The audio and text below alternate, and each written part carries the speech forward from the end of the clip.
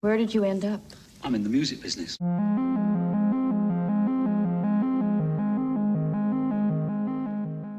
Hi guys. So we have today The Legacy, and I love the tagline on this. It is a birthright of living death. And I don't know, that has such a chilling factor to it. Now, this movie is possibly really bad, but I am blinded by my love of Katharine Ross. Her aesthetic, everything, I've always admired her. I used to want to be her when I was little, and I was obsessed with the Stepford Wives because of her, I think. Her and a combination of IR11, I just love his stuff, so like the two of them together made it awesome. And this movie also stars Sam Elliott, who is her real-life husband. They were not married at the time of this filming. They were both on the set of Butch Cassidy and the Sundance Kid in 1969, but they never had scenes together. So they probably didn't even meet each other at that point. And it was during this movie that they kind of fell in love, and I think you can see that in a lot of their scenes together. They're just so cute. So cute. There's this moment with them on the stairs, and she's trying to read him something, and the nosy nurse woman comes down, and they just shut up like two little kids, and they're so... I don't know, it's just such a cute little scene. I, Margaret Walsingham, do bear witness in this wise. Take whatever thou desirest, say it.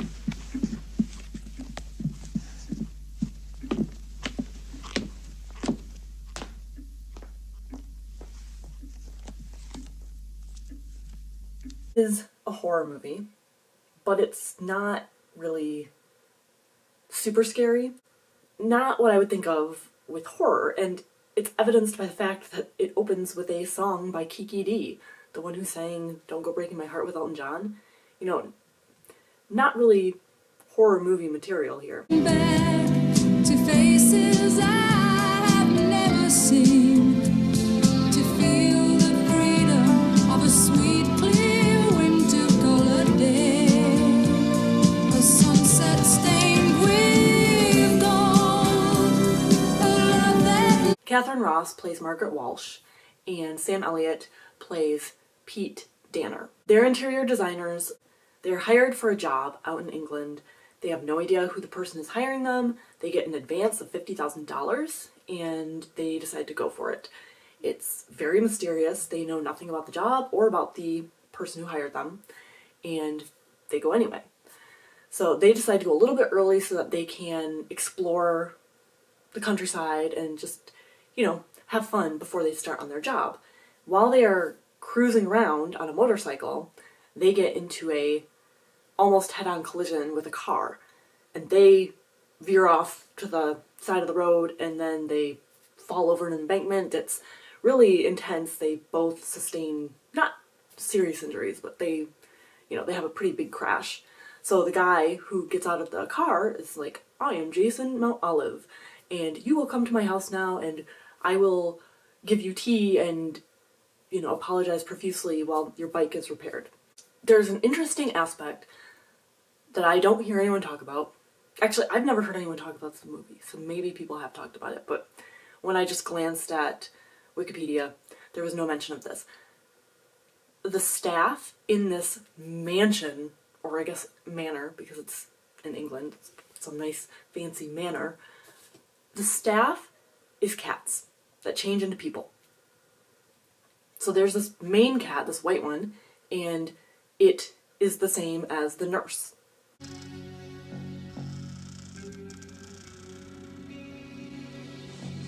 Pete?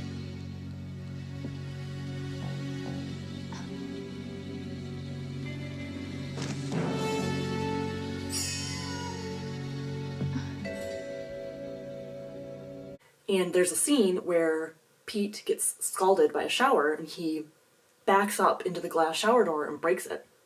So he's got, burns, and he's got a lacerated back. So Maggie goes down to the staff area to get some medicine for him, and we see a whole bunch of cats sitting in this room. Just tons of cats congregating. And then we go to the outside of the door, and she is about ready to knock and enter. She opens it, and there are people where the cats were. So this manor is staffed by cats. That's so weird. And it never gets discussed in the movie. It just... And that's the only time you see the other staff as cats. Up until this point, it had only been the nurse, and from this point on, it's only the nurse who goes back and forth. Some very interesting shots. There's a really cool shot where Maggie is in the mirror. I really enjoy any kind, I think I've talked about this before, I enjoy any kind of cinematography where it can involve mirrors or reflections and very intense panning, and you never see the equipment. You never see the camera equipment. That is so tricky. And as someone who was obsessed with like three-way mirrors and mirrors behind mirrors as a kid, you know, all that stuff is well and good when you're experiencing it, but trying to record that either via still photography or, you know, video, it's just impossible to not get, you know, it's not easy. It's not easy to do. So whenever anyone does it and does it well, I'm always impressed.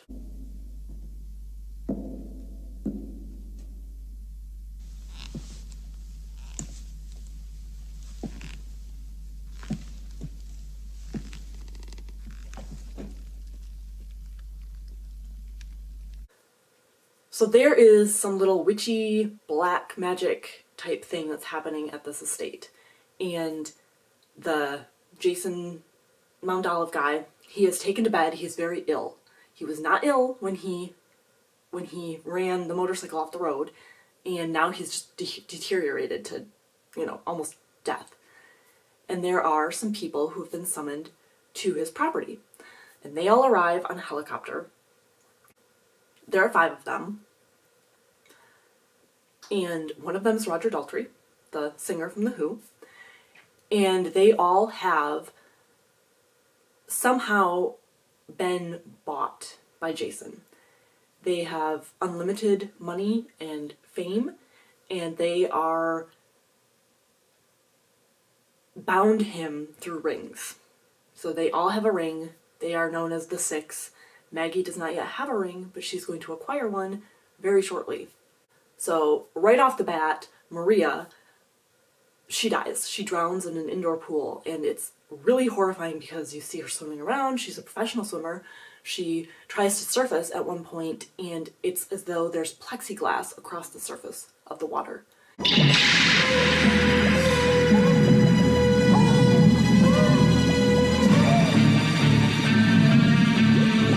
It is preventing her from surfacing, and it is intense because, you know, not only drowning, but drowning and not being able to come up because you are meeting resistance is pretty horrifying. So she dies. And then that night, the bike repair is not going to happen until later. So Maggie and Pete have to stay. They can't really leave.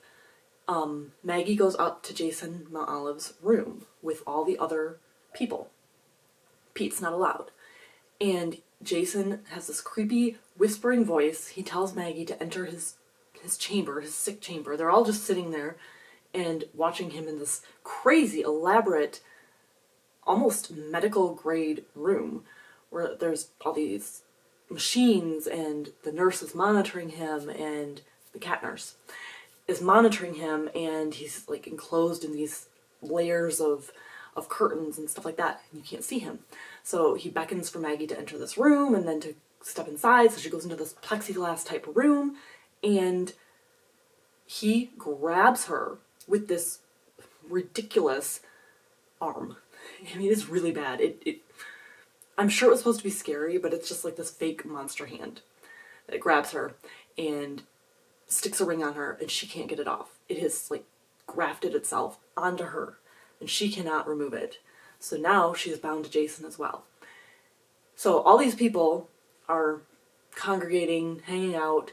He is dying, Jason, and once he dies, his power will be distributed. Maggie and Pete, they just want to leave. They want out of there. So they decide that they are going to go into town, and the nurse tries to stop them. She says, "You can't do that, you know." We're never gonna get out of here. Yes, we are. So they end up stealing some horses. There's a big horseback ride through the country. They manage to get into town. The bike is not anywhere near finished. It has not been touched, it looks like. So then they steal the chauffeur's car that is idling. They see it down the street, and they start riding around and around. Because this is a supernatural film, all of the roads lead right back to the manor. So they cannot escape. And they keep trying different ways. They switch on and off driving. Finally, Maggie's like, I'm done. I'm accepting it. I'm going into the house. Pete tries to argue with her, and then the car just must have run out of gas. So they go back. Hey, I want to know why you came back in here. Because we can't stand around outside. That woman drowns. There's like 6. What does that mean? Jason's will. This ring I can't get off. What? Look, okay. Now just tell me. Just talk to me. What if it's some kind of black magic? And then more people die. Roger Daltrey's character, Clive, he has a terrible scene where he is choking to death on a chicken bone, even though he was eating ham, not chicken. And the nurse tries to perform a tracheotomy on him, and it does not work. It's really, really brutal, and probably the most disturbing of the death scenes. They're all pretty bad. So he dies. After that, Klaus tries to show Maggie that there's a painting of her, and it's not really her, it's her great whoever, and it's a spitting image of her, and so she thinks she's the chosen one, and she thinks that all the others are going to die and she's going to be alive, and, you know, it's just too much information for her.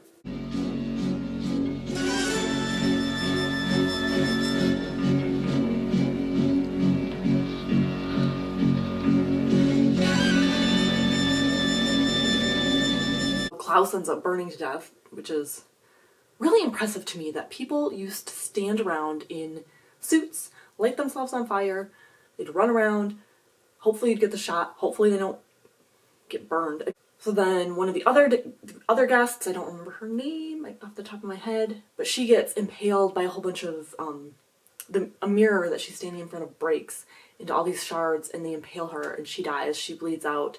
And Maggie finds this out because she's downstairs and she sees blood dripping from the ceiling into a glass. And it's the blood underneath where this woman is laying upstairs. And it's really chilling, that cup. Pretty gruesome.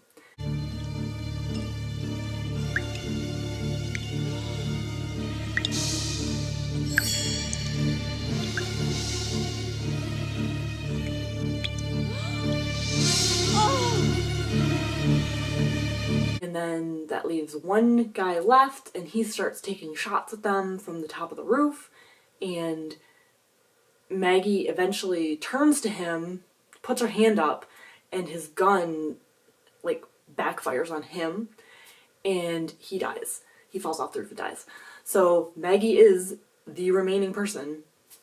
She runs up and does this, like, transfer of power from Jason Mount Olive.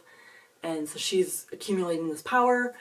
Pete comes into the room. I'm not sure if he's trying to stop the ceremony or what, or if he's just angry, but he doesn't succeed. She has the power, and then she ends up buying Pete's soul because Jason Mount Olive says you need to find 5 people, and then once you're dying,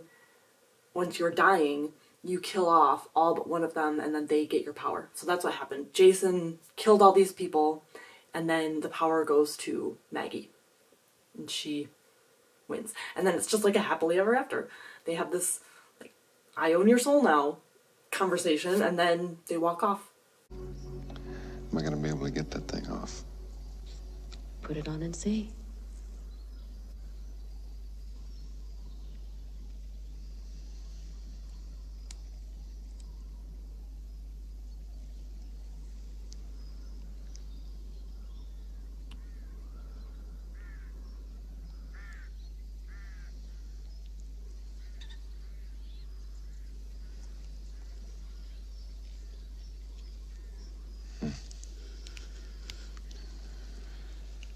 You're getting tough to deal with, Slim.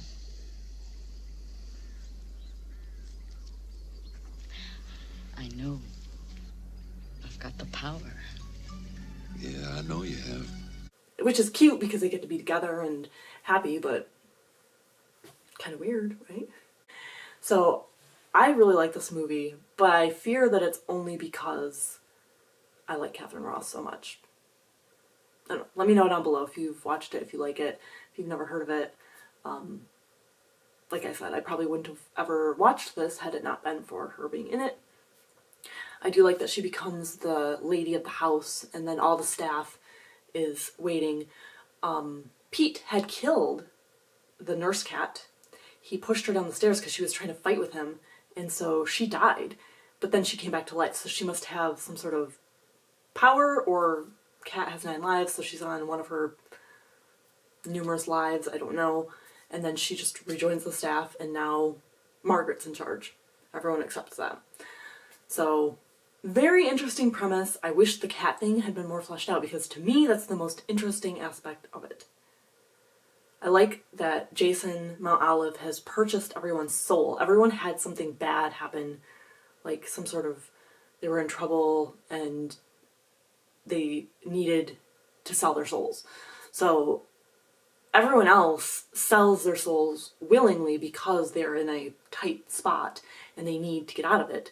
Maggie is just a descendant. So she, you know, she has the birthright for one thing, but she also hasn't done anything that she would need to sell her soul for. She took the job, the architecture job, but that doesn't indicate any bad things on her part. So, that is all. Have a spooky day.